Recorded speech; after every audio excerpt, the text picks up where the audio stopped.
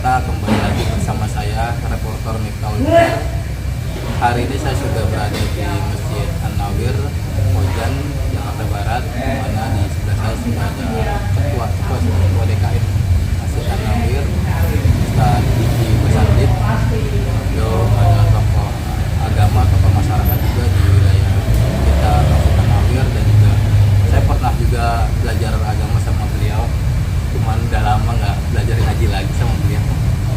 Nah, banyak yang bertanya, kalau misalkan bulan puasa itu kalau berdarah terus ngupil itu batal nggak sih puasanya?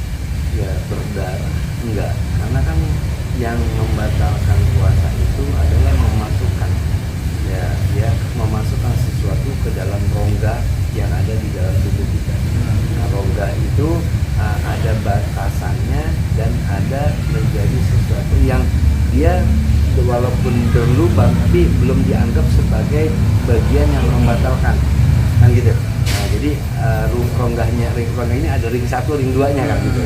Iya. Kalau baru masuk ring 2-nya ya nggak batal, tapi kalau sudah ring 1-nya ya batal, kan gitu. Jadi kalau dianggap seperti rongga ya demikian. Jadi kalau yang membatalkan puasa adalah memasukkan sesuatu ke dalam rongga, mulut, hidung, telinga, tenggorokan gitu ya. Tenggorokan termasuk, kemaluan, itu termasuk yang dianggap sebagai rongga. Nah, tapi kalau berdarah itu kan mengeluarkan, ya umpamanya orang berdarah dari hidungnya, berdarah dari tangannya atau dari luka yang ada di dalam tubuhnya, mengeluarkan darah ya nggak apa-apa. Nah, itu dia Sobat Warga Kota, penjelasan dari Ustaz Diki cukup jelas dan padat sekali bahwa ngupil dan berdarah itu tidak membatalkan puasa. Kemudian itu kalau tadi dibilangnya termasuk ngupil ya. Nah, ngupil itu artinya memasukkan jari kita ke dalam hidung.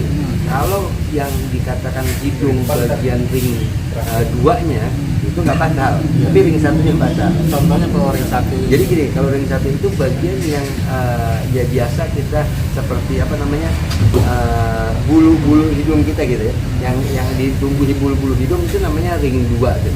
Ring 2.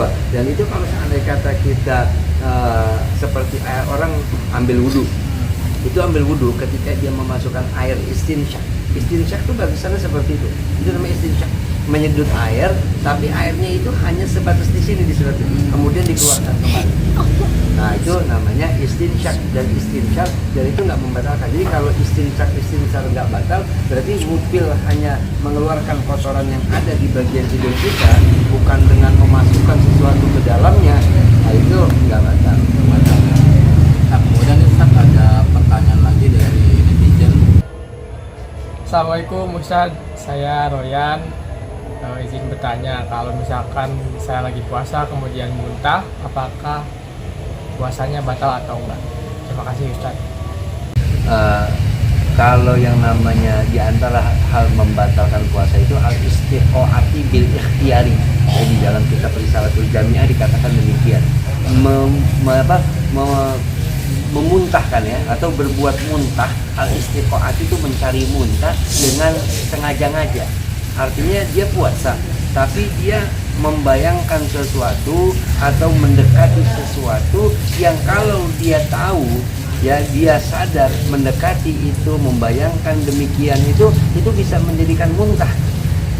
Dia bisa mengeluarkan sesuatu yang ada di dalam tubuhnya, nah maka itu batal. Tapi kalau memang nggak disengaja, seperti dia naik kendaraan, dia tiba-tiba pusing di jalan gitu kan, dengan mabuk kendaraan, kemudian muntah, nah itu nggak membatalkan. Tapi kalau menyengaja muntah, maka itu batal. Nah, itu dia Sobat Warga Kota, tanya jawab kita dengan Ustaz Diki, di mana tadi beliau sudah menjelaskan secara rinci dan detail dengan daerah membatalkan puasa atau tidak, mungkin membatalkan puasa atau tidak, dan muntah juga tidak batal jika tidak disengaja itu saja. Nah, itu yang bisa saya sampaikan bersama Ustaz Diki Basandit. Kembali selamat sore. Assalamualaikum warahmatullahi wabarakatuh. Jangan lupa subscribe ya.